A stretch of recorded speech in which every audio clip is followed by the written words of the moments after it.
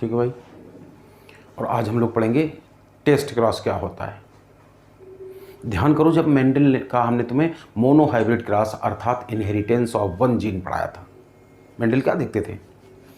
उन्होंने क्या देखा था कि हमने कहा था कि मान लो टाल प्लांट लिया, उसका क्रॉस कराया ड्वार्फ प्लांट से, तो उन्हें देखने को मिलता था कि F1 जनरेशन में जितने भी पौधे बनते थे सब किसी एक पेरेंटल ट्रेट वाले होते थे, अर्थात सबके सब टाल आते थे। ठीक, फिर उन्होंने क्या किया था, इनकी आपस में सेल्फिंग कराई थी। इनकी जिस पौधे का फीमेल गैमेट था उसी पौधे का मेल गैमेट था, और इस तरह से सेल्फिंग करा के, सेल्फिंग मतलब दोनों है, self pollination as well as self fertilisation, selfing कराते थे। तो F2 जनरेशन आती थी और उसमें इन्होंने क्या देखा था कि 3/4 पौधे टाल आते थे और 1/4 ड्वार्फ भी आते थे। जो भी ये जनरेशन बनी इसको सेकेंड फिलियल जनरेशन कहते थे। अच्छा, यहाँ तक तो कोई दिक्कत नहीं थी, लेकिन जब यहाँ से F3 या F4 जनरेशन प्रोड्यूस करते थे, इनकी फिर सेल्फिंग ही कराते थे। तब उन्होंने क्या देखा था, ये देखा था कि जितने ड्वार्फ थे, ठीक है ना, अलग अलग, अच्छा हम इनको कर दें, जितने ड्वार्फ थे इनकी जब सेल्फिंग कराते थे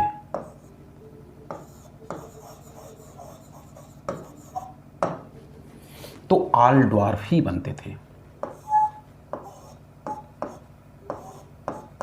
जितने भी पौधे बनते थे सब ड्वार्फ बनते थे। लेकिन कुछ ऐसे टाल होते थे, इनमें जब सेल्फिंग कराते थे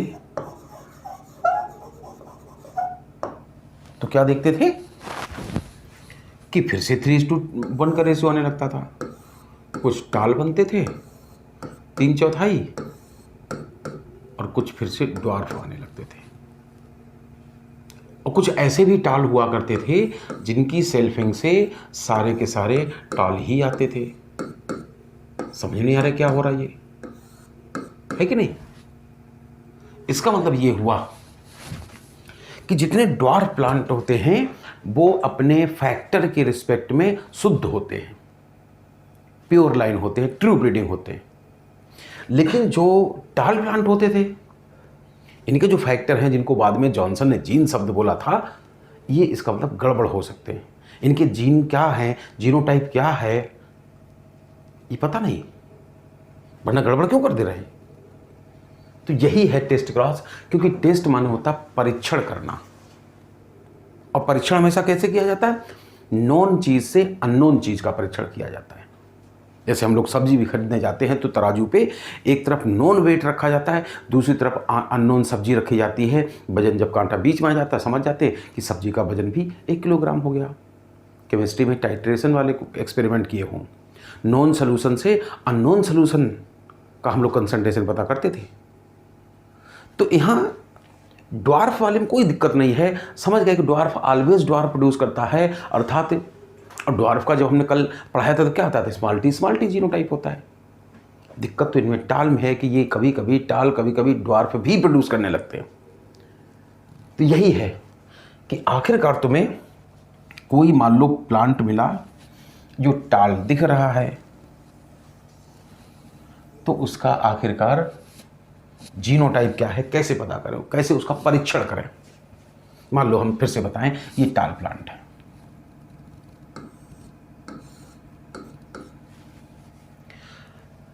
अब ये टाल है तो ये तो पक्का है कि इसमें एक फैक्टर कैपिटल टी होगा, दूसरा अभी हमें पता नहीं, हमने डैश लिख लिया। और मान लो ये ड्वार्फ प्लांट है,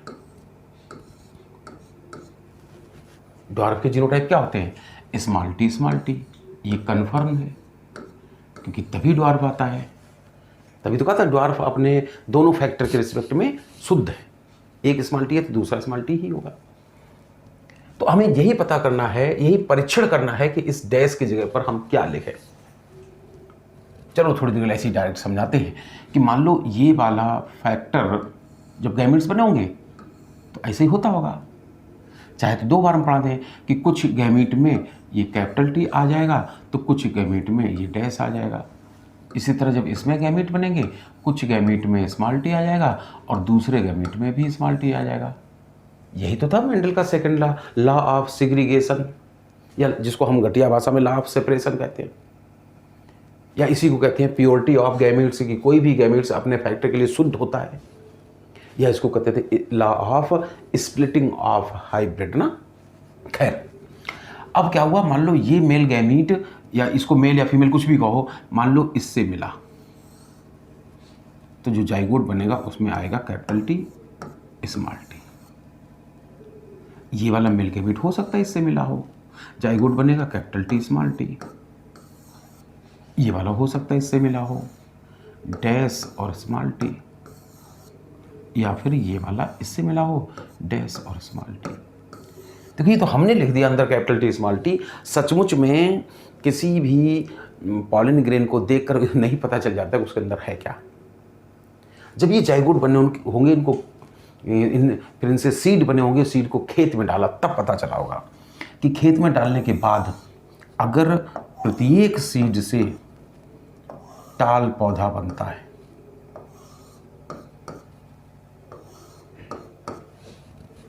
आल टाल बनते हैं अगर, तो समझ गए। क्या समझ गए कि ठीक है इसमें एक कैपिटल टी है इसलिए ये टाल हो गया, इस सीड से जो बच्चा बना होगा उसमें भी एक कैपिटल टी है इसलिए वो टाल हो गया, लेकिन ये भी टाल हो गया। तो गारंटी है इस सीड में कम से कम एक कैपिटल टी तो लिखना ही पड़ेगा। तो हम डैश की जगह लिखे दे रहे हैं कैपिटल टी, है कि नहीं, ऐसे। और इस सीड से भी अगर टाल प्लांट बन गया तो यहां पर भी गारंटी है कि कम से कम एक कैपिटल टी हमें लिखना पड़ेगा, इसलिए यहां पर भी हम डैश की जगह लिखे दे रहे कैपिटल टी, अर्थात डैश की जगह लिखना पड़ेगा कैपिटल टी, अर्थात डैश की जगह लिखना पड़ेगा कैपिटल टी। तभी तो सारे टाल आ पाएंगे। तो पता चल गया इस डोमिनेंट ट्रेट वाले प्लांट का जीनोटाइप। पक्का? मान लो कहीं ऐसा होता, जरा सोचो, कहीं ऐसा होता कि हमने एक अननोन प्लांट लाए, टाल प्लांट लाए, क्रॉस कराया ड्वार्फ से। अच्छा ड्वार्फ का तो जीनोटाइप फिक्स है, वो ड्वार्फ तभी बनेगा जब स्मॉल टी हो।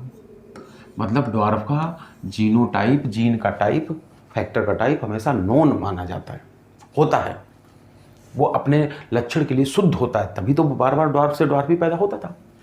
इसका जीनोटाइप क्या है हमें पता नहीं, टाल है तो हम एक कैपिटल टी ले ही ले रहे हैं, दूसरी के मान लो हमने डैश लगा लिया। चाहे तो हम पहले ऐसे गैमेट बना दें कि जब गैमेट्स बनेंगे प्रत्येक फैक्टर का जोड़ीदार का एक गैमेट में चला जाएगा, दूसरा फैक्टर दूसरे गैमेट में चला जाएगा। इसमें भी जब गैमेट बनेंगे एक फैक्टर किसी एक गैमेट में चला जाएगा, दूसरा फैक्टर किसी दूसरे गैमेट में चला जाएगा। ठीक है, अब पता नहीं कौन सा गैमेट किससे टकराया, हो सकता है ये इससे मिला हो तो जाइगोट में आ गया कैपिटल टी स्मॉल टी, हो सकता है ये इससे मिला हो जाइगोट में आ गया कैपिटल टी स्मॉल टी, हो सकता है ये वाला इससे मिला हो जाइगोट में आया डैश और स्मॉल टी, हो सकता है ये इससे मिला हो जाइगोट में आ गया डैश और स्मॉल टी। मान लो इन जाइगोट को खेत में डाला, इन जाइगोट को कह दो चाहे बीज को, सीड को कह दो, खेत में डाला और डालने के बाद देखा कि इस सीड से जो पौधा बना वो टाल बना, तो हमें कोई शक नहीं कैपिटल टी है इसलिए टाल आया। यही तो था लॉ ऑफ डोमिनेंस। याद आ रहा कुछ? Characters are controlled by discrete units called factor present in pair, है ना। During gametes formation one factor goes to one gamete and another factor goes to another gametes। इसको कहते थे लॉ ऑफ सेग्रीगेशन। तो यहाँ ठीक इस पौधे को, इस सीड को जब डाला तो भी चलो टाल आ गया, तो हमें कोई दिक्कत नहीं, कैपिटल टी की वजह से आया होगा। लेकिन अगर इस सीड को खेत में डाला और मान लो पौधा ड्वार्फ रह गया, अगर इस सीड को खेत में डाला और पौधा मालूम ड्वार्फ रह गया, तो क्या समझ में आया कि ड्वार्फिज्म होती है हमेशा स्मॉल टी की वजह से। तो हम तुरंत समझ जाएंगे कि यहाँ पर डैश की जगह पर हमें स्मॉल टी लिखना पड़ेगा, यहाँ पर भी डैश की जगह पर हमें स्मॉल टी लिखना पड़ेगा। यानी कि यहाँ पर भी हम कह सकते हैं डैश की वजह से हमें स्मॉल टी लिखना पड़ेगा। यानी कि हम समझ गए यहाँ पर भी हमें क्या होगा, डैश की जगह पर स्मॉल टी लिखना पड़ेगा। रेड कलर से लिख दें ये। तो हम समझ गए कि ये जो टाल प्लांट था ये कैपिटल टी स्मॉल टी की वजह से था, जबकि ये टाल प्लांट कैपिटल टी की वजह से था। इस तरह से हम दोनों बातें हैं। तो जब हमने ये 4 में से 2 पौधे, यानी कि 2 पौधे आए 4 में से, और ये 2 पौधे आए कैसे, 4 में से ऐसे। इसको डिवाइड करना चाहो तो डिवाइड कर सकते हो, यानी कि 1/2 1/2 लिख सकते हो। 1/2 पौधे ऐसे आए, 1/2 पौधे ऐसे आए।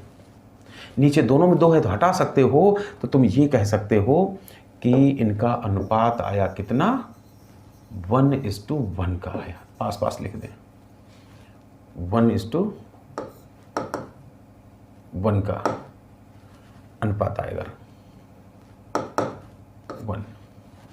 तो यही कहलाएगा मोनोहाइब्रिड क्रॉस का टेस्ट क्रॉस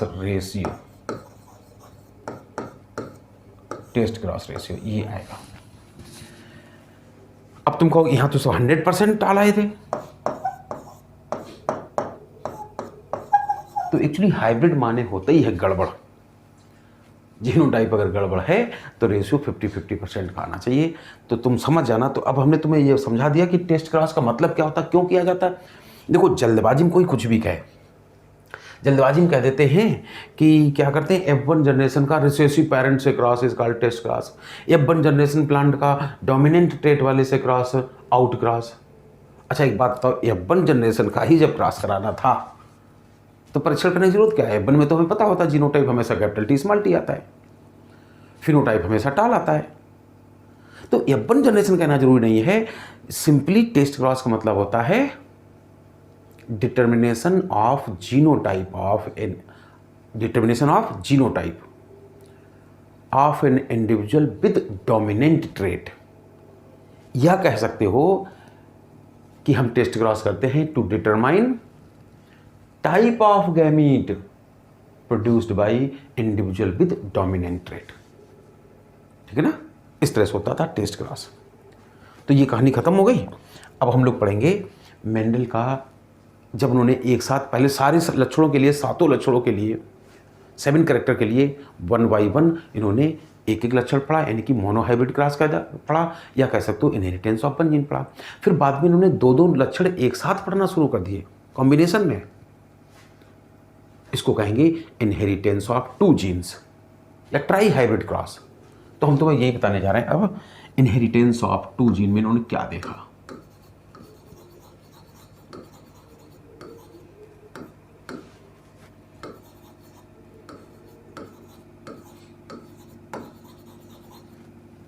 ठीक,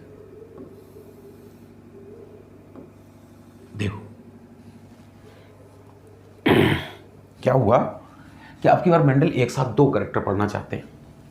चलो, जैसे उन्होंने एक प्लांट लिया, अब की बार हमें उन्होंने लेंथ से, हाइट से लेना देना नहीं था, तो हो सकता दोनों टाल रहे हो।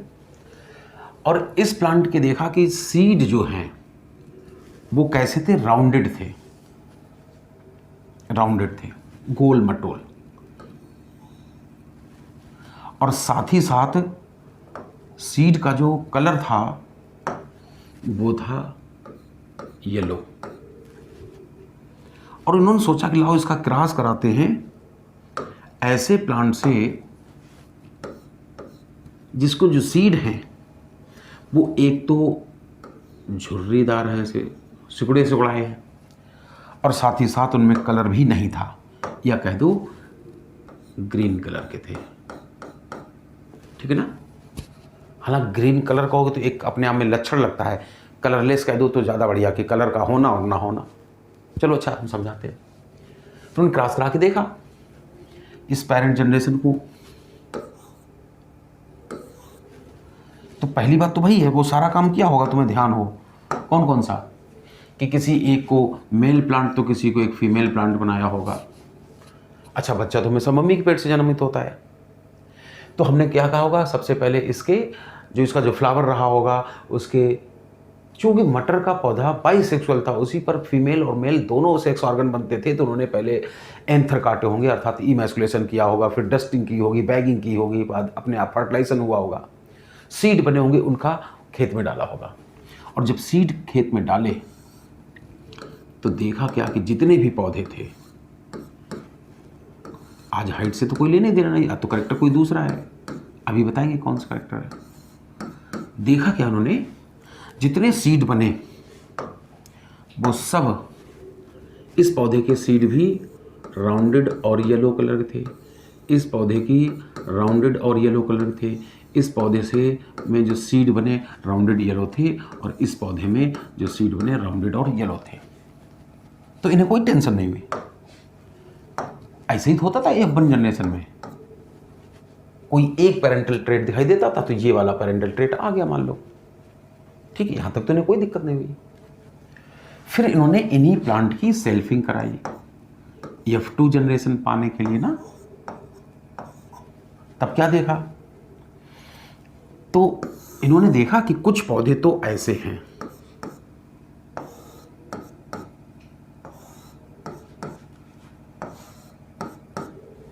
जिनके सीड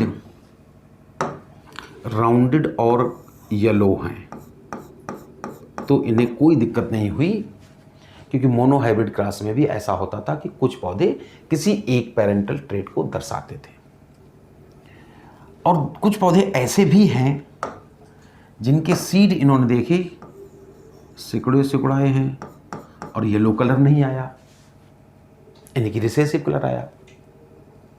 ग्रीन और रिंकल्ड, हम कह रहे हैं ग्रीन और येलो दोनों ही रंग लगते हैं, तो इसको कलरलेस कहो तो ज़्यादा बेहतर होगा। अच्छा यहाँ पर भी कोई दिक्कत नहीं, क्योंकि F2 जनरेशन में जब मोनोहाइब्रिड क्रॉस पढ़ रहे थे, सेकेंड पेरेंटल ट्रेट भी अपीयर होना शुरू हो जाता था। लेकिन इनका दिमाग तब घूमा जब इन्होंने देखा कि कुछ पौधे ऐसे भी हैं जिनके सीड हैं तो दिखने में गोल मटोल, ठीक, लेकिन उनके अंदर कलर नहीं आया, यानी कि ये वाला रिसेसिव कलर आ गया।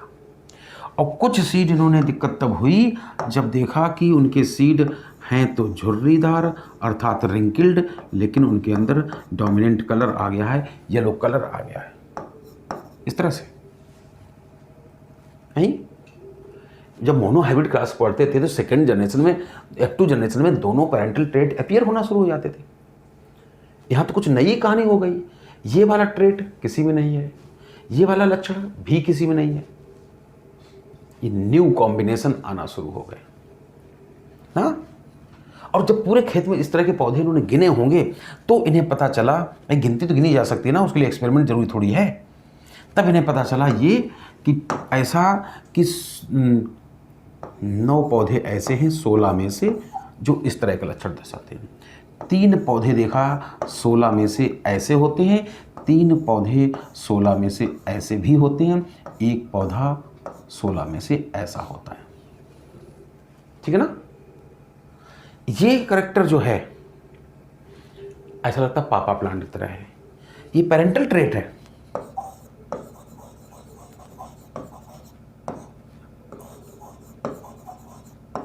यहां तक कोई दिक्कत नहीं थी।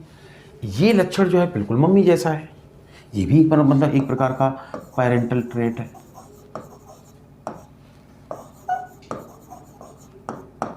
मगर समस्या थी ये मम्मी पापा में से किसी में नहीं है। ये 2 कहलाते थे न्यू कॉम्बिनेशंस।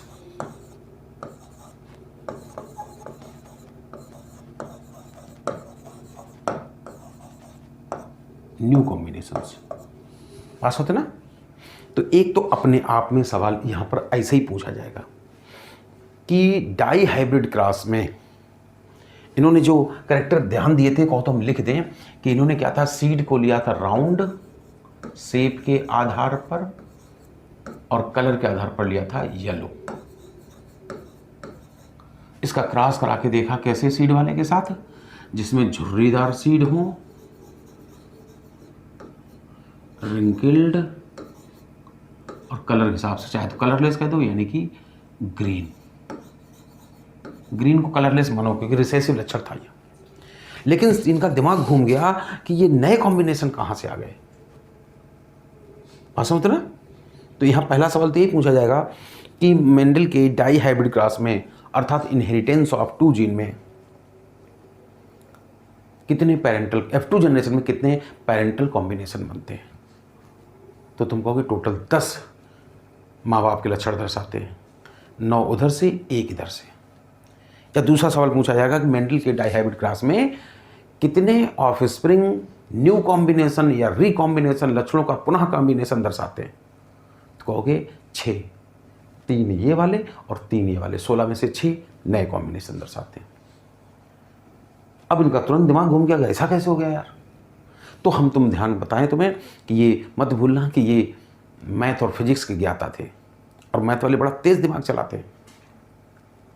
मैथ वाले क्या करते हैं, इन्होंने क्या किया, एक मैथ का टूल इस्तेमाल किया जिसको कहते हैं लॉ ऑफ प्रोबेबिलिटी। देखो इनके दिमाग में ये तो था ही, थोड़ा सा ऊपर ही हटा दे तब जगह मिल जाए। इनके दिमाग में ये तो ऑलरेडी था कि characters are controlled by discrete units called factor present in pair. ये तो बात इन्होंने पता होगी मोनोहाइब्रिड क्रॉस से ही, ठीक है ना? तो इन्होंने वही करके देखा, और उससे पहले लॉ ऑफ प्रोबेबिलिटी पहले ही मन में चल रहा था। लॉ ऑफ प्रोबेबिलिटी क्या होता है हम थोड़ा पहले बता दें, फिर करके दिखाएं पूरा।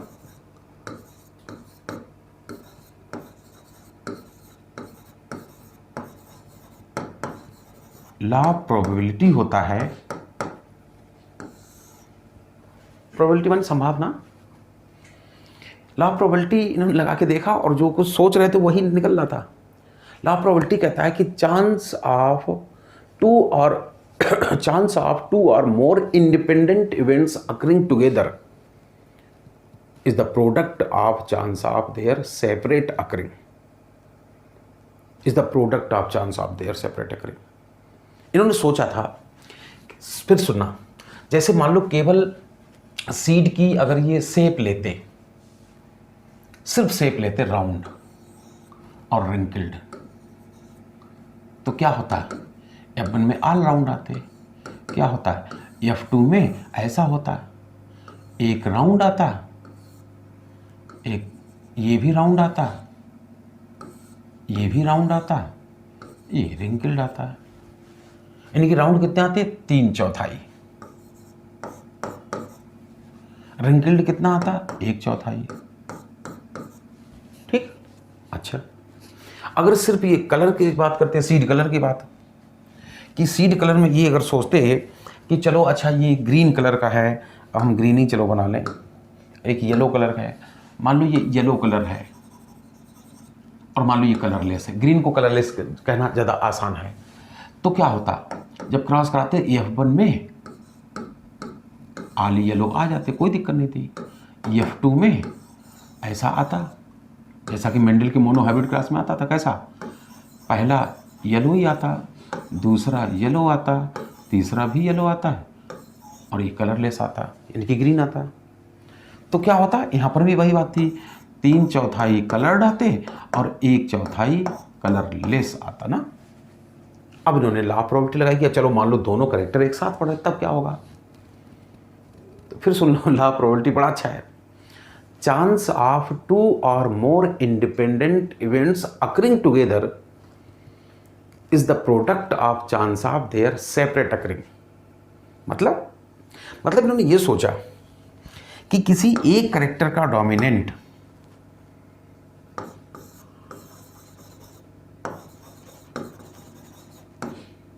इसलिए डोमिनेंट 1 लिख दिया, का दूसरे करेक्टर के डोमिनेंट के साथ आने का चांस कितना है।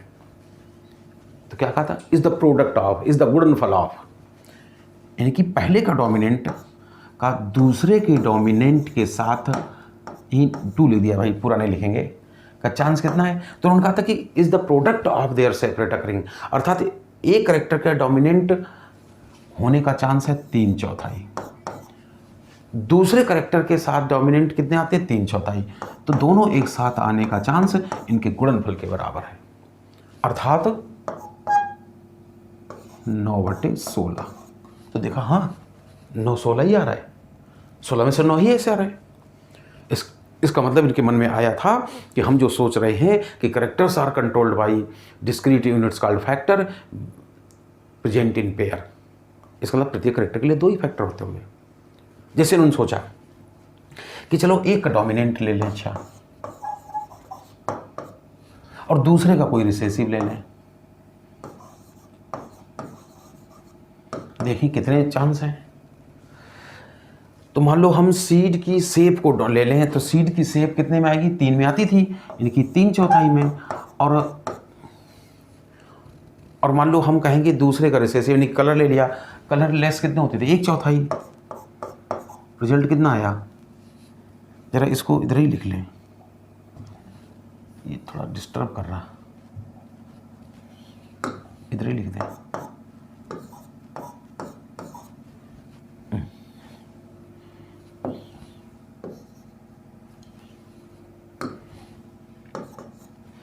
कितना आएगा? गुणा करो जरा, 3/16। तो समझ गए कि पहले के डोमिनेंट और दूसरे का रिसेसिव, जैसे यहाँ सेफ डोमिनेंट है, कलर रिसेसिव वाले का है, तो समझ गए 3/16, 16 में से 3 पौधे ऐसे बनेंगे, बन तो रहे। ये ऐसे साइंटिस्ट थे जो मैथमेटिकल लॉजिक लगाते थे, भाषा था ना। फिर उन्होंने सोचा अच्छा चलो सेफ का रिसेसिव ले लें, अर्थात R1 पहले का रिसेसिव, दूसरे का डोमिनेंट ले लें, देखें जरा D1, ऐसे 1 लिख दिया, तो क्या होगा कि इन्होंने देखा पहले का रिसेसिव यानी कि 1/4, दूसरे का डोमिनेंट 3/4, रिजल्टेंट 3/16, तो बोले हाँ ये भी बात सही आ रही। फिर इन्होंने क्या देखा होगा, चलो अच्छा दोनों का रिसेसिव देखें, यहाँ लिख दें, एक का भी रिसेसिव और दूसरे वाला की रिसेसिव, देखें क्या अनुपात आएगा। तो पहले लक्षण के रिसेसिव कितने आते हैं? 1/4, दूसरे के भी लक्षण के रिसेसिव कितने बनते हैं? 1/4, रिजल्टेंट कितना आया? 1/16। बोले आ तो रहा दोनों लक्षणों वाला रिसेसिव 1/16। तुरंत इन्होंने निर्णय ले लिया कि हम जो सोच रहे हैं बिल्कुल सही सोच रहे हैं, लॉ ऑफ प्रोबेबिलिटी से। चलो हम तुम्हें इसी चीज को एक्सपेरिमेंटली प्रूव करके दिखाते हैं जो इन्होंने किया था। क्या किया था भाई समझो। इनके मन में ये तो था ही कि characters are controlled by a pair of unit factor, तो इन्होंने सोचा कि चलो ये पौधा रहा होगा ऐसा, लेंथ से लेना देना क्या, ये दूसरा पौधा, इसकी भी हाइट से कोई लेना देना नहीं।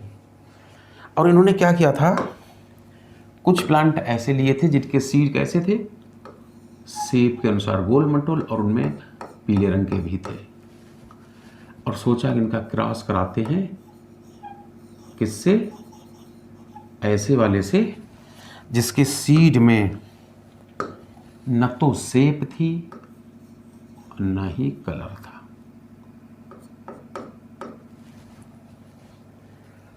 अब मन में क्या था इनके कि controlled by A pair of unit factor, तो इन्होंने यहां पर यही कर लिया होगा कि जो राउंडनेस थी, इन समझ गए कि इसके लिए 2 फैक्टर रहे होंगे, कैपिटल आर, राउंड की स्पेलिंग में आर आता है, आर कैपिटल आर, और येलो कलर के लिए भी 2 फैक्टर होंगे, येलो स्पेलिंग बाई आता ना, तो उनको लिख लिया कैपिटल बाई कैपिटल बाई,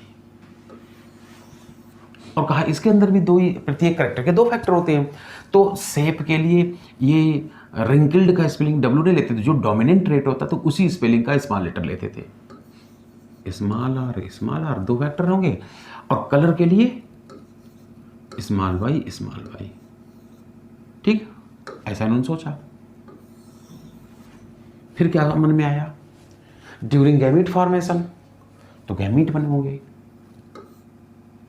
अभी हम यहाँ गैमीट बना के डिटेल नहीं दिखाएंगे, जगह कम पड़ जाएगी, आगे बताएंगे। गैमीट्स बनेंगे तो गैमीट्स में इधर से प्रत्येक गैमीट्स में 4 बना लो चाहे 14 बना लो, इससे फ़र्क नहीं पड़ता है। प्रत्येक गैमेट ऐसा बनेगा और इधर प्रत्येक गैमेट बनेगा कैसा, स्मॉल आर स्मॉल वाई वाला। हम तो एक एक गैमेट अभी बना लिए सरल करने के लिए, अभी 4-4 बना के दिखाएंगे। फिर ये दोनों अगर गैमेट आपस में फ्यूज हुए, जाइगोट बना। क्या बनेगा, capital R small R capital Y small Y. F1 में आर की वजह से कैसा आएगा, राउंडेड सीड। वाई की वजह से कैसा आएगा, येलो। तो इसमें क्या हुआ, आल ऐसे बने, राउंड एंड येलो सीड वाले। ये प्रूव करके दिखाया, ठीक। अब इन्होंने कहा इसी की सेल्फिंग कराते हैं, F2 जनरेशन बनाते हैं। तो हम थोड़ा प्लांट बना लें तो थोड़ा और अच्छा लगेगा कि मान लो ये प्लांट है और एक ये प्लांट है। अभी तो हम यही कह रहे थे कि इसके भी सीड थे। अब क्या हुआ, इसी प्लांट का इसी के साथ क्रॉस कराया, तो पहले गैमेट्स बनाने पड़ेंगे। तो देखो इसी प्लांट का इसी कहते हैं, चाहे सेम जीनोटाइप वाले 2 प्लांट ले लें। यहाँ capital R small R capital Y small Y है, इसके अंदर भी मान लो capital R small R capital Y small Y है। वो हटाए दे रहे थोड़ा सा ऊपर जो लिखा है, सारे पौधे ऐसे ही बनेंगे। अब जब सेल्फिंग कराएंगे तो देखो इससे भी ज़्यादा मज़ा आएगा अगर हम यहाँ लेटर लिखते हैं आर, उसकी जगह कोई सिंबल इस्तेमाल कर लें। ऐसे ऐसे लगता है ये है एक कांच का कंचा जैसा कोई फैक्टर। और स्मॉल आर अगर लिखें उसकी जगह हम ऐसे खोखला बना दें, तो ऐसा लगता है ये खोखला है कारतूस, इसमें जब बारूद नहीं है तो चलेगा कहाँ से, दगेगा कहाँ से, इफेक्ट कहाँ से करेगा।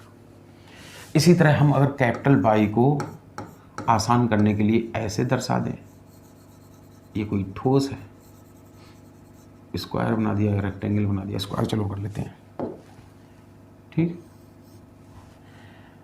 और स्मॉल वाई को अगर ऐसे दर्शा दें, ठीक है, तो इससे थोड़ा और भी आसान हो जाएगा। तो हम ऐसे ही बना सकते हैं जिससे महसूस हो कि डिस्क्रीट यूनिट है तो यूनिट होती कैसी होंगी। तो हम थोड़ा सा आसान करने के लिए इनकी जगह पे वैसी फैक्टर बनाए दे रहे। ये लेटर से मज़ा नहीं आ रहा, डिस्क्रीट यूनिट मतलब कांच का कंचा जैसा लगे तो प्लांट के अंदर, तुम्हें जो अच्छा लगे तुम वैसे पढ़ लेना। तो ऐसा लगता है इसके अंदर होगा ये रे कमखत बन जा, और ये साथ ही साथ एक का स्क्वायर और खोखला स्क्वायर, ऐसे 2-2 फैक्टर रहे होंगे। ये मेंडल ने मान लिया था, थोड़ा सुंदर सा बना लें तो ही अच्छा लगेगा, ठीक है।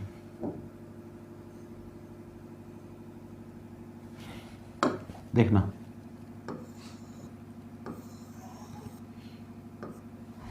और इस प्लांट के अंदर भी ऐसे ही रहा होगा, राउंडनेस को कंट्रोल करने वाला ये फैक्टर रहा होगा, ठोस एक, ऐसा लगता है इसको हम कैपिटल आर कह सकते हैं, और एक रहा होगा स्मॉल आर अर्थात खोखला। सीड कलर के लिए एक हमने स्क्वायर बना लिया ठोस, यानी कि ऐसा लगता है कैपिटल वाई,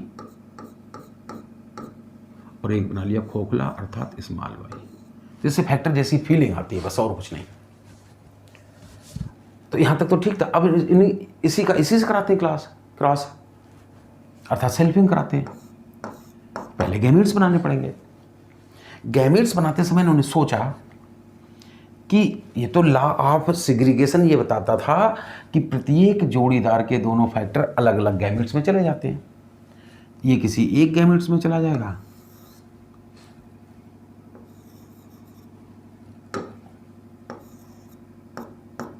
ठीक, और ये उसका साथी किसी दूसरे गैमेट्स में चला जाएगा, खोखला वाला। ऐसे यहां पर भी होगा, ये किसी एक गैमेट्स में चला जाएगा, ठोस वाला, ये किसी दूसरे में चला जाएगा। अभी बनाएंगे, लेकिन यहां पर एक नई चीज इन्हें देखने को मिली। क्या देखने को मिला कि ये जो पहले कैरेक्टर का सॉलिड वाला फैक्टर है, यानी कि डोमिनेंट फैक्टर है, वो दूसरे ट्रेट के डोमिनेंट के साथ आ सकता है। कभी ये भी संभावना है कि एक का ये सॉलिड, ठीक, दूसरे के इसके साथ भी आ सकता है, कमजोर के साथ, रिसेसिव फैक्टर के साथ आ सकता है। इसी तरह इसके पास भी दोनों संभावनाएं हैं कि ये भी सेपरेट होगा, तो ये इसके साथ सेपरेट हो सकता है,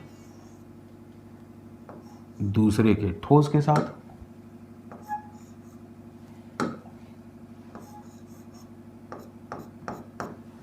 या फिर ये इसके साथ आ सकता है, एक का खोखला दूसरे के खोखले के साथ।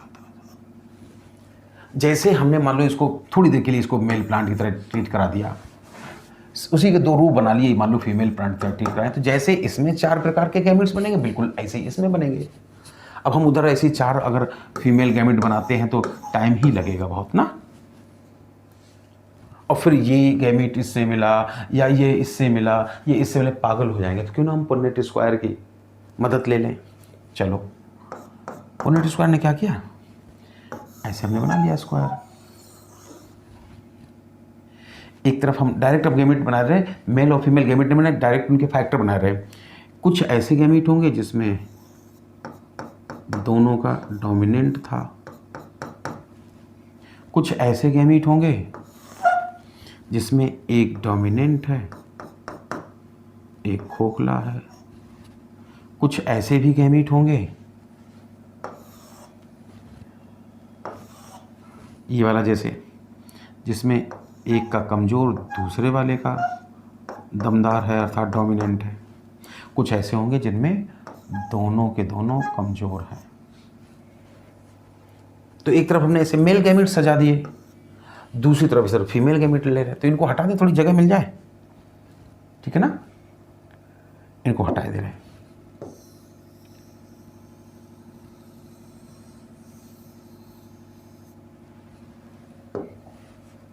ऐसे 4 प्रकार के गैमेट्स बने, बिल्कुल सेम, चूंकि दोनों एक ही प्लांट है, उसी की सेल्फिंग कराई, तो जैसे मेल गैमेट बनाए वैसे ही फीमेल गैमेट बनेंगे। यानी कि ऐसा संभावना है पहले का डोमिनेंट तो दूसरे का भी डोमिनेंट साथ साथ आ गया हो, पहले का डोमिनेंट दूसरे फैक्टर का कमज़ोर आ गया हो, पहले का कमज़ोर दूसरे का रंगबाज आ गया हो, पहले का कमज़ोर और दूसरे का भी कमज़ोर आ गया हो। मिलाओ तो जायगोट बन जाएंगे। चलो भाई करके देखते हैं, करके देखते हैं। और इस लाइन को थोड़ा बड़ा सा कर लें।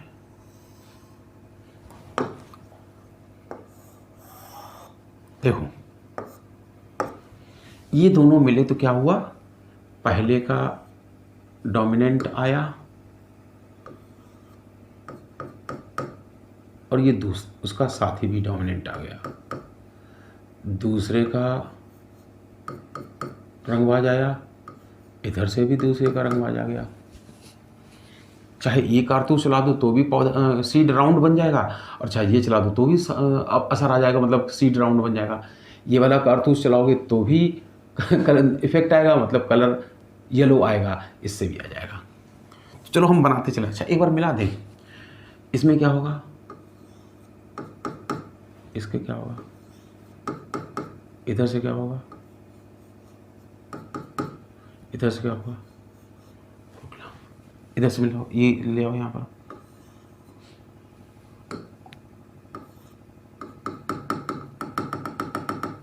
और इधर का खोखला,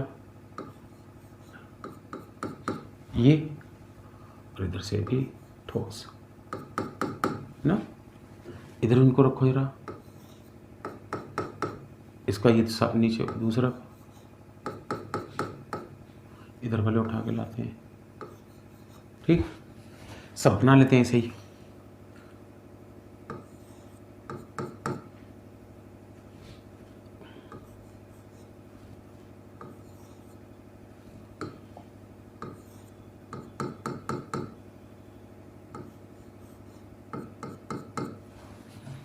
इसको बना लेते हैं।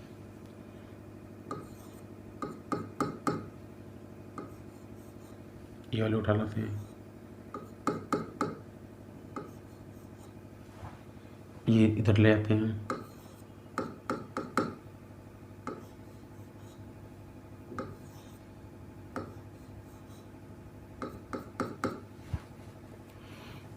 ये वाले 3 दोनों यहाँ उठा लाते हैं, ये वाले उठा लेते हैं, ऐसे ये भी उठा लेते हैं।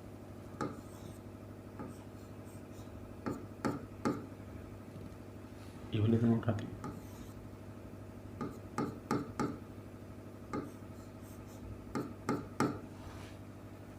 ये दोनों यहाँ ले आते हैं,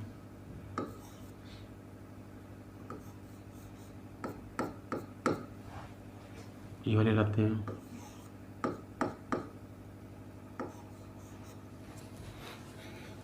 ये दोनों यहाँ लाते हैं,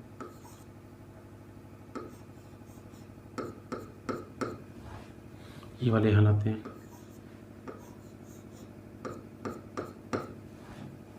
ये दोनों यहाँ लाते हैं,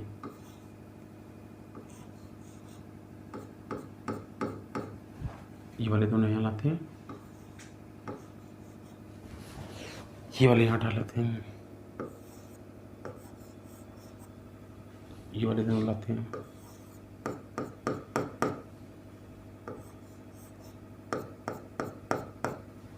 ये वाले यहाँ लाते हैं, ये वाले उठा के लाते हैं,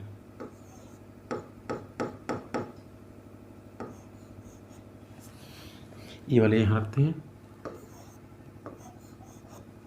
ये वाले उठा के लाते हैं, ये यहाँ लाते हैं,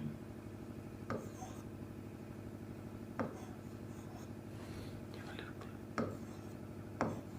ठीक, ये कहानी बनी। अब तुम जानते हो कि ऐसे ये फैक्टर हैं, लगता है कांच की कंचा है, दोनों ठोस है, मतलब दोनों कारतूस में बारूद है, तो चल दगेंगे तो इफेक्ट आ जाएगा। तो इसमें चाहे तो कह दो इस ठोस वाले की वजह से सीड राउंड बनेगा, चाहे इसकी वजह से बातें की है, इसमें कह दो चाहे इस वाले की वजह से ग्रीन येलो कलर आ जाएगा, चाहे येलो। तो ये जो पहला बनेगा इसमें हम तुम्हें बताएं सीड कैसा बनेगा, बिल्कुल ऐसा बनेगा, राउंड भी होगा और येलो भी होगा। चलो इसमें बताओ इस चारों फैक्टर की वजह से सीड कैसा बनेगा, जो ऊपर वाले फैक्टर हैं उनकी वजह से राउंड बन जाएगा, और ये एक है जिसकी वजह से कलर भी आ जाएगा, राउंड और येलो। इसमें देखो इसकी वजह से ये कारतूस चल जाएगा जिसकी वजह से राउंडनेस आ जाएगी, और इनमें से कोई भी चला दो तो कलर भी आ जाएगा, राउंड एंड येलो ना। इसमें देखो तो जरा, इस कारतूस की वजह से शेप आ जाएगी, इस कारतूस की वजह से कलर आ जाएगा, राउंड एंड येलो। चलो इसको देखो, इन दोनों में से कोई भी कारतूस चला दो इफेक्ट आएगा, मतलब शेप आ जाएगी, राउंडनेस, और इनमें से ये तो चल सकता ना जिसकी वजह से कलर आ जाए, राउंड एंड येलो।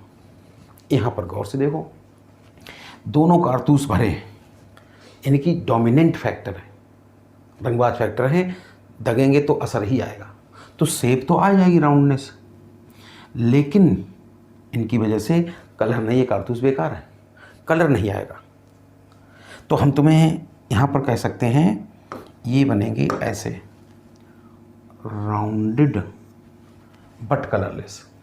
वाइट रहने तो ज़्यादा बढ़िया होगा, लेकिन कलरलेस को हम लोग ग्रीन मानते थे, इसलिए यहाँ ग्रीन करते हैं। ठीक, वैसे कहना चाहिए। यहाँ पर देखो क्या है, इसकी वजह से राउंडनेस आ जाएगी, इसकी वजह से कलर भी आ जाएगा, मतलब ये हुआ कि ये आएगा राउंड और येलो। इस वाले को देखो, राउंडनेस तो आएगी, कलर वाला कारतूस बेकार हो चुका, उसमें कुछ जान नहीं है, तो इसलिए हम तुमसे कहेंगे ये बनेगा राउंड और कलरलेस, मतलब ग्रीन, कमज़ोर वाला कलर।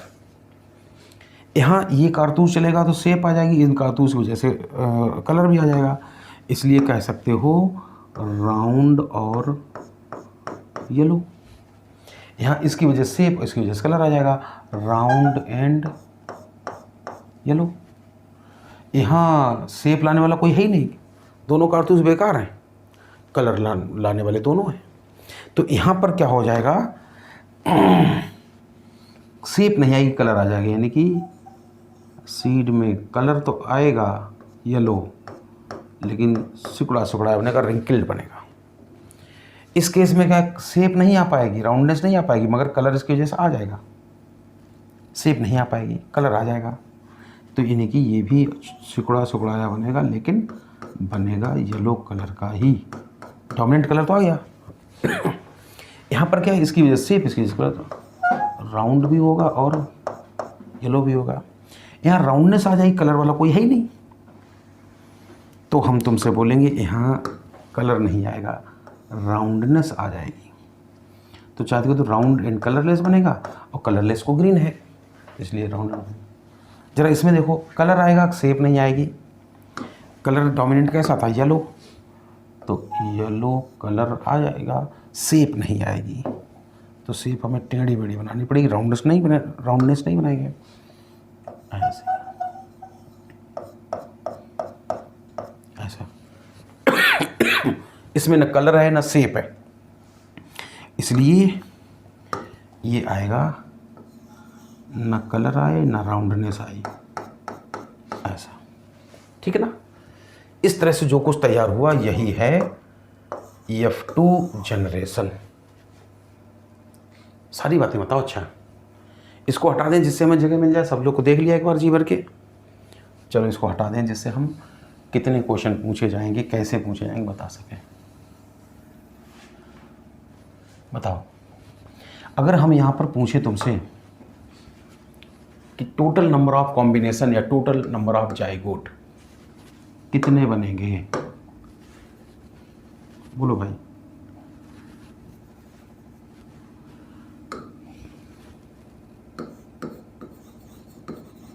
टोटल जाइगोट कितने बनेंगे?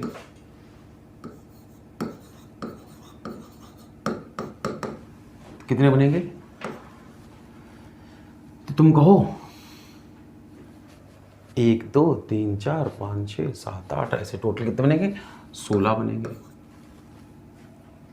अगर हम पूछें कि फिनोटाइप कितना है, फिनोटाइप,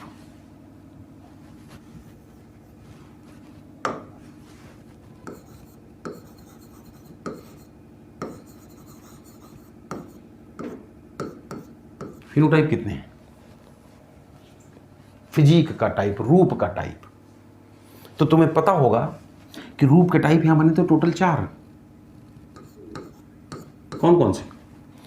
कुछ सीड बने थे ऐसे राउंड और येलो, कुछ बने थे ऐसे राउंड बट कलरलेस अर्थात ग्रीन, कुछ बने थे ऐसे, कैसे कि रिंकल्ड बट कलर्ड अर्थात येलो, और कुछ बने थे ऐसे ना कलर था ना शेप थी, ऐसे।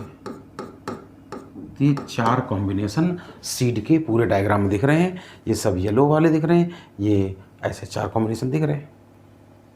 ठीक है ना। 3 कॉम्बिनेशन ये है, एक अलग से है, और 1 2 3 ऐसे बने।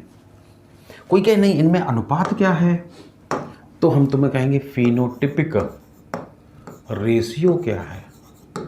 तो रेशियो देखो, इस क्रॉस की ज़रूरत तक नहीं थी, वो तो पहले जब ये एक्सपेरिमेंट कर रहे थे, जो ऑब्जर्व कर रहे थे, तभी पता चल जाता था कि टोटल ये बनते थे कितने, 16 में से 9, ये बनते थे कितने, 16 में से 3, ये बनते थे कितने, 16 में से 3, ये बनते थे कितने, 16 में से 1।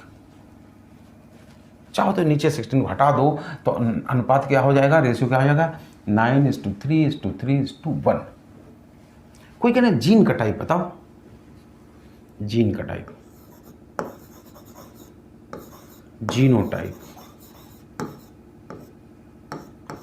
तो बहुत देर लगेगी, अभी बता देंगे। टोटल 9 प्रकार बनेंगे जीन के, कैसे हमें पता, हम बाद में बताएंगे। जीनोटाइपिक रेशियो बताओ,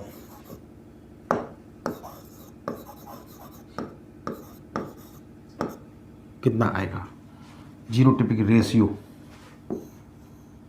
देखो ऐसे हम तुम्हें गिन के दिखा तो सकते हैं, लेकिन टाइम बहुत लगेगा।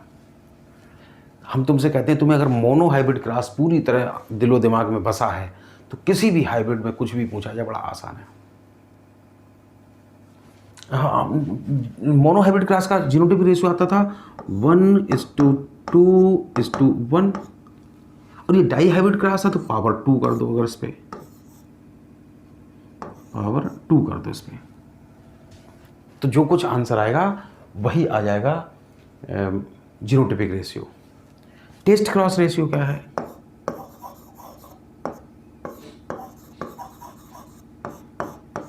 तो ऐसे कैसे बताएं? तो करके दिखा देंगे। वैसे मोनो हाइब्रिड का टेस्ट क्रॉस रेशियो होता है 1:1, डाई हाइब्रिड का निकालना है तो पावर 2 कर दो, तो आंसर आ जाएगा। ठीक है ना? इस तरह से सारी वैल्यूज आ जाती हैं। ठीक है ना? ये था मेंडल का डाई हाइब्रिड क्रॉस। अब हमने अभी तुमसे क्या कहा, ऐसी फिर एक बार ये 3 करैक्टर एक साथ पढ़ना शुरू कर दिए थे। इनहेरिटेंस ऑफ 3 जीन्स या ट्राई हाइब्रिड क्रॉस। हाँ, एक बात यहाँ राज के देखो क्या थी कि जब ये गैमीट्स बना रहे थे तब इन्होंने क्या देखा कि पहले करैक्टर के जो 2 फैक्टर हैं उसका ये वाला फैक्टर इसके साथ भी आ सकता है, ये वाला, और ये या फिर ये इसके साथ भी आ सकता है। इसी तरह दूसरे फैक्टर का ये इसके साथ भी आ सकता है या इसके साथ भी आ सकता है। तो इस तरह से इन्होंने डाई हाइब्रिड क्रॉस के दम पे एक तीसरा रूल बनाया था, तीसरा रूल दिया था। कौन सा था तीसरा रूल? इसको सबको हटा दें, जगह मिल जाए। इन्होंने दिया था law of independent assortment.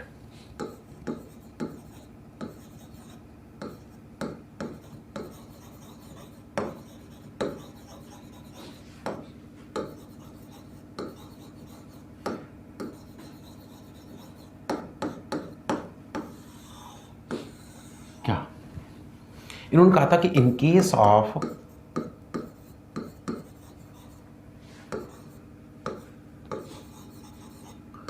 Polyhybrid cross, polyhybrid इसलिए कह दिया कि एक से ज़्यादा लक्षण एक साथ होने चाहिए, जैसे चाहे डाई हाइब्रिड क्रॉस हो या ट्राई हाइब्रिड क्रॉस हो या टेट्रा हाइब्रिड क्रॉस हो ना, बस मोनो पे लागू नहीं होगा। In case of polyhybrid cross during gametes formation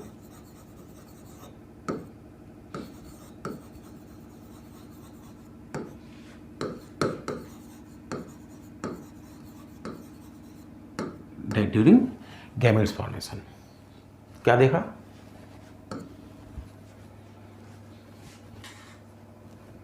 the 2 factors of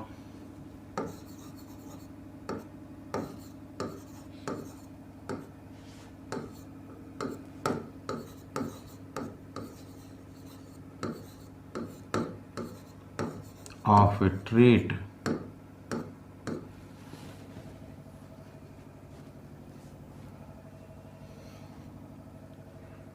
यहाँ पर एक शब्द लिखने देना चाहिए, चलो फिर से लिखते हैं।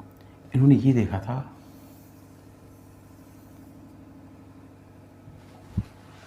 क्या? During gametes formation separation of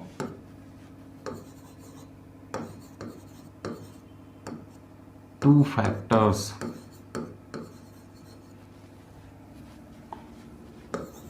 of a trait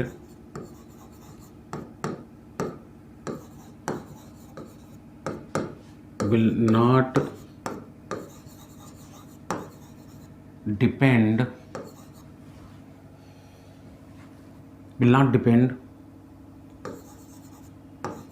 on the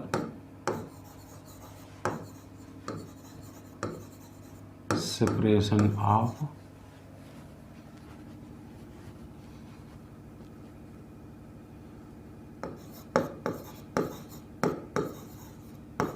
factors of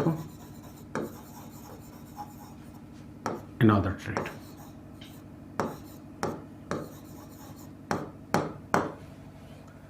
Separation of two factors of a trait will not depend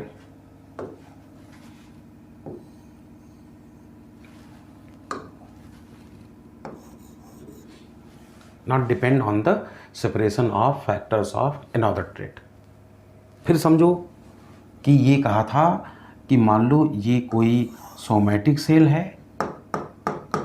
प्रत्येक कैरेक्टर के 2 ट्रेट होते हैं, ये तो उन्होंने मान ही लिया था। तो चलो एक फैक्टर ये बना दिया, प्रत्येक ट्रेट के लिए 2 फैक्टर होते हैं, और एक मान लो ये दूसरे ट्रेट के लिए भी ऐसे 2 फैक्टर बना लिए, एक ये। देखो ऐसा होता यहाँ पर भी है, लेकिन यहाँ पर कैपिटल आर ही है, तो थोड़ा सा पहचानना मुश्किल है कौन सा कैपिटल आर इधर आया, कौन सा कैपिटल आर उधर गया। कैपिटल इस बार में थोड़ा आसान। तो यही कह रहे थे कि जब गैमीट्स बनेंगे तो यहाँ पर ये होता है कि ये वाले मतलब पहले ट्रेट के डोमिनेंट फैक्टर हो सकता है इसमें आए, दूसरे फैक्टर का डोमिनेंट भी इसमें आ सकता है। कोई गारंटी नहीं है कि पहले फैक्टर का डोमिनेंट जिसमें जाए, हो सकता है दूसरे का उसमें रिसेसिव आ जाए। या कह सकते तो पहले ट्रेट का जो रिसेसिव फैक्टर है वो जिसमें जाए, हो सकता है दूसरे का उसमें डोमिनेंट आ जाए, ये जिसमें जाए हो सकता है दूसरे का रिसेसिव आ जाए। यानी कि ये इसके साथ भी जा सकता है, ये इसके साथ भी जा सकता है। इसी तरह कह सकते हो ये इसके साथ जा सकता है या ये इसके साथ भी जा सकता है। ऐसा नहीं कि एक का डोमिनेंट जाएगा उस गैमीट में दूसरे का डोमिनेंट भी जाए, ऐसा कुछ नहीं। एक का डोमिनेंट जाए तो दूसरे का डोमिनेंट भी उसमें जाए, या एक का रिसेसिव जाए तो दूसरे का रिसेसिव भी जाए, ऐसा कोई गारंटी नहीं। दोनों एक दूसरे पर इंडिपेंडेंट है, इसी को कहते हैं। तो बड़ा अच्छा सवाल पूछा जाता है कि मेंडल ने मोनोहाइब्रिड क्रॉस के दम पे, मोनोहाइब्रिड क्रॉस के आधार पर कौन कौन से लॉ दिए थे? 2 लॉ दिए थे, लॉ ऑफ डोमिनेंस और साथ साथ लॉ ऑफ सिग्रीगेशन। लेकिन डाई हाइब्रिड क्रॉस के दम पे इन्होंने एक थर्ड लॉ दिया था जिसको कहते थे लॉ ऑफ इंडिपेंडेंट असॉर्टमेंट, या उल्टा बोल सकते हो कि law of independent assortment monohybrid cross के दम पे नहीं दिया जा सकता था। जैसे ऐसे इंडिपेंडेंट असॉर्टमेंट अभी भी समझ पाएगा नहीं समझ पाए। जैसे मान लो तुम हो, तुम्हारी अभी शादी नहीं हुई, कोई मोहल्ले की लड़की है उसकी भी शादी नहीं हुई, फिर कोई एक और लड़का है उसकी भी शादी नहीं हुई, एक और लड़की है उसकी भी शादी नहीं हुई, कोई किसी से अभी जुड़ा नहीं है। तो तुम हो सकता पार्क में घूमने जाओ, मतलब 2 लड़के भी हैं 2 लड़कियां भी हैं, तो हो सकता तुम पहली वाली लड़की के साथ पार्क में घूमने चले जाओ, या फिर दूसरी वाली लड़की के साथ जुड़े, या ये जो तुम्हारा दोस्त था वो पहली वाली लड़की के साथ चला जाए या वो चला जाए, क्योंकि एक दूसरे से अभी जुड़े नहीं हो। अब मान लो ऐसा हो जाए कि हम हैं, हमारी पत्नी है, हम लोग की पूंछ जुड़ चुकी, शादी हो चुकी, भावनाएं पड़ चुकी, और मान लो हमारे साथी टीचर उनकी पत्नी है। तो अब हमारे साथ क्या दिक्कत आ गई कि हम जब भी किसी पार्क में घूमने जाएंगे अपनी पत्नी के साथ ही जाएंगे, क्योंकि हम उनसे जुड़े हैं, लिंक्ड हैं। और हमारे साथी टीचर जब भी जाएंगे वो अपनी पत्नी के साथ जुड़े हैं। लेकिन यहाँ पर किसी का भी शादी नहीं, किसी कोई फैक्टर किसी से जुड़ा नहीं है, तो आज़ादी से विचरण करेंगे, इंडिपेंडेंट असॉर्टमेंट करेंगे, ठीक है ना। जब तुम्हें मॉर्गन पढ़ाएंगे तो बताएंगे कि इंडिपेंडेंट असॉर्टमेंट का सबसे बड़ा दुश्मन कौन है, तो उसको मॉर्गन ने खोजा था, लिंकेज है। तो इस तरह से हमने तुम्हें एक सारी बातें डाई हाइब्रिड क्रॉस की बताई, एक छोटी सी बात बताएंगे। अब हम थोड़ा सा तुम्हें ये बता दें कि F2 जनरेशन में कुछ भी पूछा जाए निकालते कैसे, चाहे टाइप ऑफ कॉम्बिनेशंस पूछा जाए, या फिनोटाइप, जीनोटाइप, या phenotypic genotypic ratio, test cross ratio, कुछ भी पूछा जाए, आखिर निकालते कैसे? तो बड़ा आसान है एक तरीका कि कुछ भी पूछा जाए, यानी कि एनी हाइब्रिड वैल्यू एन इसलिए लिख दिया, चाहे डाई हाइब्रिड हो, ट्राई हाइब्रिड हो, टेट्रा हाइब्रिड हो। वैल्यू निकालनी हो तो कैसे निकालेंगे? मोनो हाइब्रिड वैल्यू जो दी हो उस पे पावर n कर देना बस। और वेयर n क्या है? नंबर ऑफ हेट्रोजाइगोट्स, क्योंकि हाइब्रिड माने होता ही है गड़बड़, संकरण, मिश्रण। तो पहले n निकालना सिखा दें। जैसे मान लो n कितना होता है। मान लो हमने एक कॉम्बिनेशन लिखा है कैपिटल ए, तो इसमें n की वैल्यू कितनी आएगी? 0। को ए की जोड़ी है वो भी गड़बड़ नहीं है।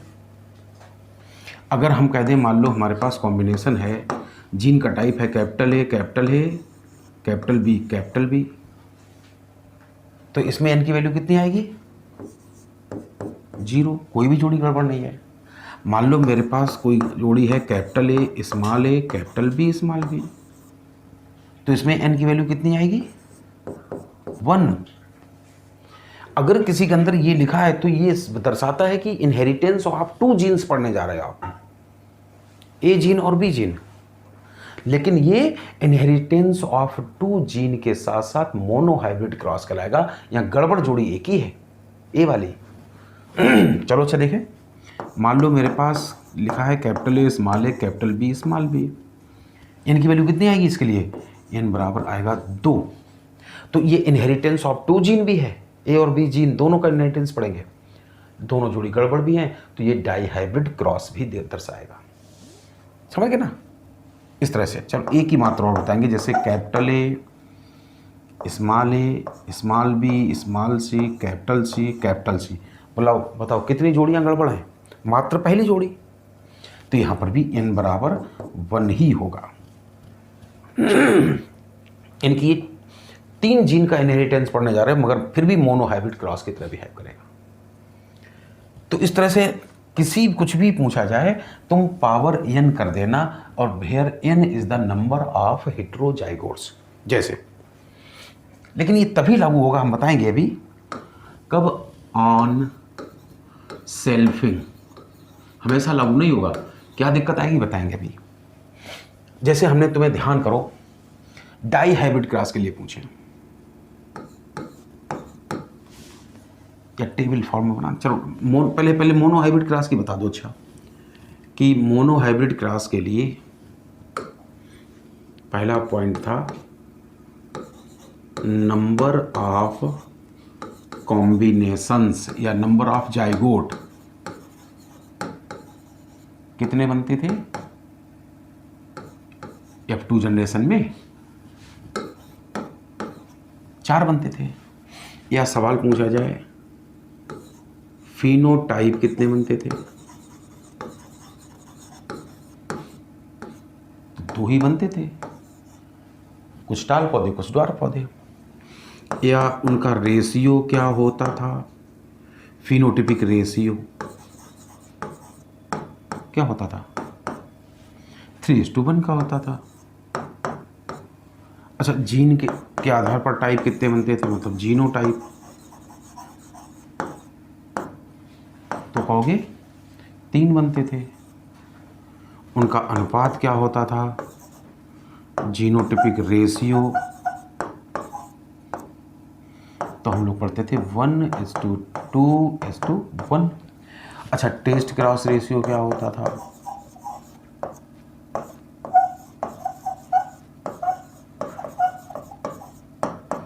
तो हम लोग पढ़ते थे 1:1 होता था। अब ये मोनो हाइब्रिड की सारी चीजें पता हो तो किसी भी हाइब्रिड पता कर सकते हो। कोई तुमसे कहे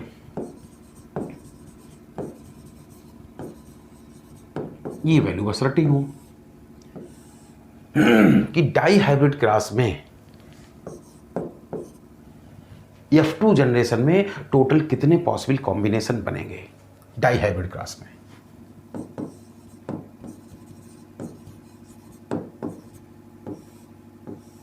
पहले क्वेश्चन का आंसर दो। थोड़ा इसको ऊपर लिख दें तो ठीक रहेगा कि डाई हाइब्रिड क्रॉस में बताओ कितनी वैल्यू बनेगी। 1 मिनट बस, इसको भी थोड़ा खिसका दें, अब इसको ऊपर कर लेता हूं। बताओ क्वेश्चन ये है कि डाई हाइब्रिड क्रॉस में नंबर ऑफ कॉम्बिनेशन कितने बनेंगे। तो क्या बताया कि मोनो हाइब्रिड में पता करो कितने होते थे, 4, और डाई हाइब्रिड में डाई माने 2, हाइब्रिड माने गड़बड़, 2 ही जोड़ियां गड़बड़ होंगी तो पावर हो जाएगा 2, इसलिए आंसर आ जाएगा टोटल 16 जाइगोट बनेंगे। कोई कहेगा डाई हाइब्रिड क्रॉस में कितने फिनोटाइप बनेंगे, तो मोनो हाइब्रिड में कितने बनते थे, 2, फिजिक के टाइप टाल या डॉर्फ, डाई हाइब्रिड में तो पावर 2 कर दिया, आंसर आ जाएगा 4। कुछ ध्यान है, पहले 9 पौधे बनते थे राउंड और येलो वाले, फिर 3 बनते थे राउंड बट ग्रीन वाले, फिर बनते थे रिंकल्ड बट येलो, और लास्ट का एक बनता था रिंकल्ड और कलरलेस अर्थात ग्रीन कलर का। तो 4 कॉम्बिनेशन बनते थे। कोई कहे फिनोटिपिक रेशियो क्या होगा, तो मोनोटिपिक रेशियो क्या होता था, 3:1, तो पावर 2 कर दो। अब ये कैसे करें, तो बिल्कुल वैसे ही करो जैसे तुमने ध्यान हो a+b का होल स्क्वायर करते थे। क्या होता था, आता था a² + 2ab + b²। चूंकि यहाँ प्लस तो है नहीं, अनुपात का निशान लगा, तो इसलिए ये दोनों जुड़ेंगे नहीं, तो इसलिए हो गया a² अनुपात ab अनुपात ab अनुपात b², है नहीं। चलो हमने a बराबर मान लिया 3, b बराबर मान लिया 1, तो फिर यहाँ पे क्या हो गया, 3 गुणे 3 कितना हो गया, 9, 3 और 1 का गुणा किया तो 3, 3 और 1 का गुणा किया 3, 1 और 1 का गुणा किया 1, आ गया ना, 9:3:1। तो ये हो गया फिनोटिपिक रेशियो। ऐसे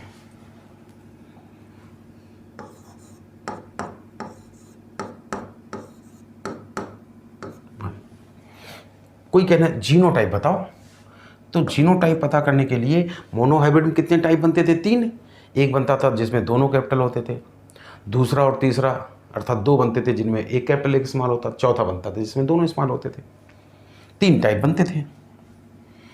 तो बताओ डाई हाइब्रिड क्लास में कितने टाइप बनेंगे, तो 3 का 9 टाइप बनेंगे। अनुपात क्या होगा उनका, तो मोनोहाइब्रिड में जीनोटाइप का अनुपात क्या होता था, 1:2:1, और यहाँ होल स्क्वायर कर देंगे।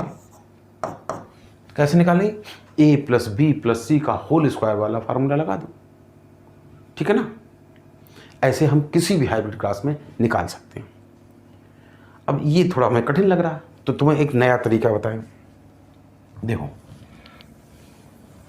नया तरीका ये है कि सोचो a+b या a+b+c में करते क्या, ऐसे तो करते थे a+b+c गुणे a+b+c, ऐसे ही करते थे। तो इसका इसमें करते थे a² आता था, इसका इसमें भी करते थे ab आता था, इसका इसमें भी करते थे ac आता था, फिर इसका इसमें करते थे ab आता था, फिर इसका इसमें करते थे तो b² आता था, और फिर इसका इसमें करते तो bc आता था, फिर ऐसे c का करते थे तो ac आता था, ऐसे सब नाटक करते थे। फिर इसका करते थे bc आता था, फिर इसका इसमें करते थे c² आता था, सब जोड़ देते थे, तब आता था a² + 2ab + 2ac प्लस इसको सबसे बाद में लिख देंगे 2bc plus b² plus c², ऐसे आता था सब कुछ। इसका इसमें यही तो करते ना। तो इसका एक सरल तरीका होता है बिल्कुल बच्चों के लेवल का। हमने क्या किया, यहाँ इसका अनुपात पता करना है तो ऐसे लिख दिया 1, या पहले इसका पता है और सरल लगेगा, देखो जैसे 3:1 लिख लिया, और इसका स्क्वायर पता करना है तो हम करते क्या हैं, जैसे ऐसा होता है a+b का होल स्क्वायर पता करना है, a+b का गुणा कराना है, तो बात यही है, इसका इसमें भी करेंगे, इसका इसमें भी करेंगे, फिर इसका भी इसमें करेंगे, इसका भी इसमें करेंगे, तो बिल्कुल वही करने जा रहे हैं। इसके सामने हमने दोनों अंक लिख लिए 3 भी लिख लिया, 1 भी लिख लिया, और इसके भी सामने दोनों अंक लिख लिए 3 और 1, क्योंकि इसका इसमें भी हो जाएगा, इसका इसमें भी हो जाएगा, वैसे इसका भी इसमें हो जाएगा, इसका। तो जो भी रिजल्ट आए वही, जो भी आए वही रिजल्ट हो गया। क्या हो जाएगा, 3 3 जा 9, 3 1 जा 3, 1 3 जा 3, 1 1 जा 1, आ गया 9 3 3 1। या चलो कोई है, इस वक्त इसका करके दिखाओ, तो देखो कितना आसान है। देखना, हमने वही किया, 1 2 और 1 तीनों लिख लिए, और इसके साथ भी तीनों वैल्यू लिखी, 1 2 1। इसके लिए भी हमने तीनों वैल्यू लिख ली, 1 2 1। इसको थोड़ा दूर लिख दें तो थोड़ा सा साफ, फिर से लिख दें, रुको 1 मिनट।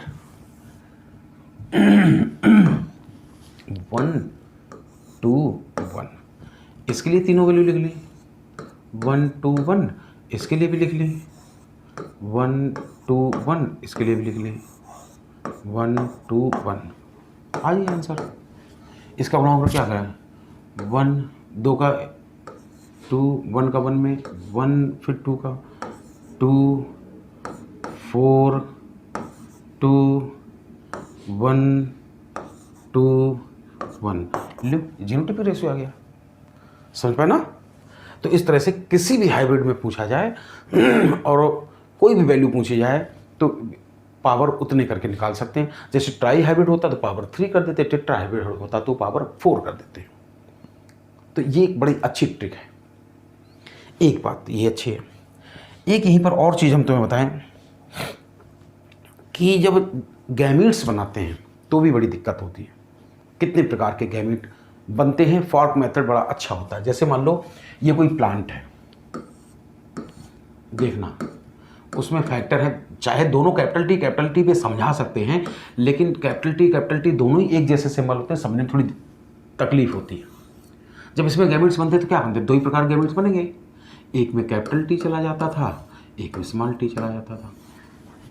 अब मान लो कोई प्लांट ये है, एक साथ दो हम कैरेक्टर पढ़ रहे हैं, तो क्या है, वो यही तो कहते थे कि ये वाला फैक्टर इसके साथ भी जा सकता है या फिर ये वाला फैक्टर इसके साथ भी जा सकता है, पूरी तरह आज़ाद है। इसी तरह ये वाला फैक्टर इसके साथ जा सकता है या फिर ये वाला फैक्टर इसके साथ भी जा सकता है, पूरी तरह आज़ाद है। गैमेट कितने बनते थे, capital R capital Y, capital R small Y, capital Y small R, पहले आर लिख दें, अब इसके साथ small R capital Y, small R small Y. यहाँ तक तो आसान लगता, मगर ट्राई हाइब्रिड होता तो क्या करते, तो बड़ी आसान तरीका है। जितने भी दिए हो, मान लो जैसे दिया है capital A small A, capital B small B, capital C small D, capital D small D, कुछ भी दिया हो उसके गैमेट्स बनाओ। तो एक तरीका है, सबको तोड़ते चले जाओ। अर्थात ऐसा लगेगा इसके गैमेट्स बनाने हो तो पहले 2 लाइनें कर दो, एक में कैपिटल ए चला गया, दूसरे में स्मॉल ए। अब इसका इसके साथ भी चांस है, इसके साथ भी चांस है, अर्थात ये वाला कैपिटल बी के साथ भी आ सकता है, स्मॉल बी के साथ, इसके पास भी दोनों चांस हैं, कैपिटल बी के साथ भी, स्मॉल बी के साथ। इसी तरह सी वाला इसके साथ भी आ सकता है या स्मॉल सी के साथ भी है, ये इसके भी दोनों चांस है, कैपिटल सी के पास या स्मॉल सी के पास। इधर भी ऐसी कर दो और इधर भी। मान लो टेट्रा हाइब्रिड होता है तो ये कैपिटल डी के साथ भी जा सकता है, स्मॉल डी के साथ भी, ये भी कैपिटल डी के साथ जा सकता है, स्मॉल डी के, ये भी कैपिटल डी के साथ जा सकता है या फिर स्मॉल डी के साथ जाएगा, कैपिटल डी के साथ या स्मॉल डी के साथ, कैपिटल डी के साथ या फिर स्मॉल डी के साथ, कैपिटल डी या फिर स्मॉल डी। ऐसे जितना भी हो करते ही चले जाओ, ठीक। तो टेट्रा हाइब्रिड क्लास में कितने गैमेट बनेंगे गिनती पता करनी हो तो यही हो गई, 1 2 3 4 5वां 6वां 7 8 9। टेट्रा होना बता कि बहुत कठिन हो रहा, हम तुम्हें ट्राई हाइब्रिड में ही बताते हैं। अच्छा, ट्राई हाइब्रिड में थोड़ा आसान हो जाता है, क्यों इतनी लंबी कहानी बताएं। देखना,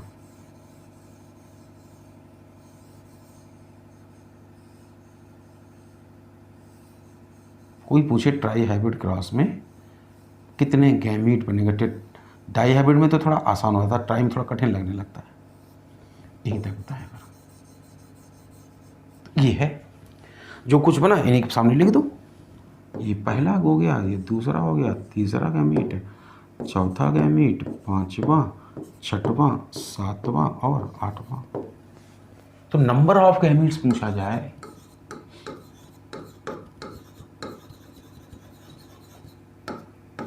ट्राई हाइब्रिड के केस में या किसी हाइब्रिड केस में, तो मोनो हाइब्रिड में सोचो ना कितने बनते थे, 2 बनते थे, पावर n कर दो। यहां हम ट्राई हाइब्रिड पे समझा रहे हैं तो ऐसा लगता है 2 पे पावर 3 हो गया। आंसर हो गया 2 गुणे 2 गुणे 2 यानी कि 8। तो यही 8 हो गए।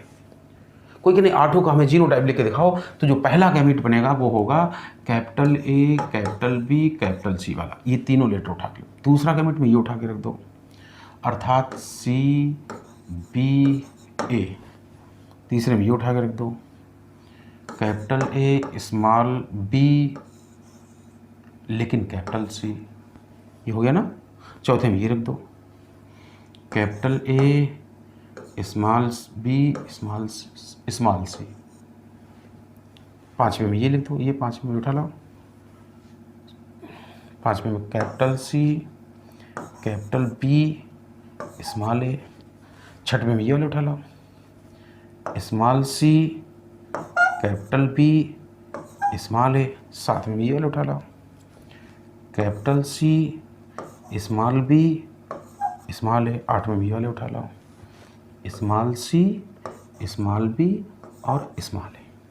तो इस तरह से हम गैमीट्स का बना सकते हैं। और ये एक और छोटी सी बात बताएं, किसी भी, अभी हमने क्या कहा था, एनी हाइब्रिड वैल्यू बराबर mono hybrid value power n। लेकिन इसमें एक राज की बात है, ये तभी लागू होती जब सेल्फिंग कराते हो, सेम प्लांट के मेल सेम प्लांट के फीमेल गैमीट हो। क्योंकि पावर n का मतलब समझो, जैसे हम क्या करते हैं, a प्लस बी का होल स्क्वायर करते हैं। इसका मतलब यही होता है कि a प्लस बी गुणे अर्थात क्रॉस a प्लस बी, है ना। ये तो मतलब हुआ, तब ये हो जाता था, तब तो ये आसान था, उसी का उसी से गुणा कराएं अर्थात क्रॉस कराएं। लेकिन कई बार ऐसा संभव है कि मान लो हमने ये कह दिया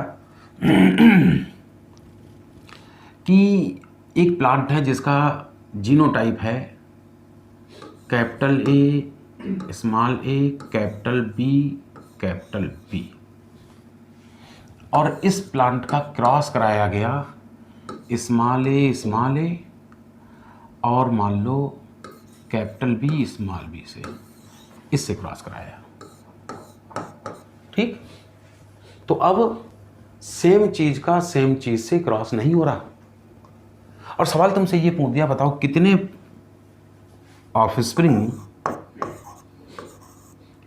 इस जीनोटाइप वाले बनेंगे। कुछ भी पूछें, इस जीनोटाइप वाले बताओ कितने बनेंगे। ठीक है, तो यहां पर तुम लॉ ऑफ प्रोबेबिलिटी लगाओ। लॉ ऑफ प्रोबेबिलिटी क्या था, any hybrid cross chance of 2 or more events occurring together is the product of chance of their separate occurring। अब तुम्हें इतना सब कहानी हो गई, तुम नहीं समझ पा रहे कुछ क्या है। तो ये डाई हाइब्रिड क्रॉस को तुम मोनो में बदलो ना। सोचो सिर्फ ऐसा होता कि कैपिटल ए स्मॉल ए, पहले बी वाला लक्षण छोड़ दो, दूसरा जीन छोड़ दो, और इसका क्रॉस कराते अगर हम स्मॉल ए वाले, पहले हम एक ही करेक्टर पढ़े, तो देखो ऑफस्प्रिंग कैसे बनेंगे भाई। ये अगर इससे मिलता तो कैपिटल ए स्मॉल ए बनता, ये अगर कहीं इससे मिलता तो कैपिटल ए स्मॉल ए बनता, ये अगर इससे मिलता स्मॉल ए बनता, ये अगर इससे मिलता स्मॉल ए बनते। 4 पौधे बनते। तुम्हें चाहिए कौन सी, ये वाले? तुम्हें चाहिए कैपिटल ए और स्मॉल ए वाले। 4 में से 2 बनेंगे, तो तुम यहाँ लिख लो ना, 2 बनेंगे 4 में से, ठीक।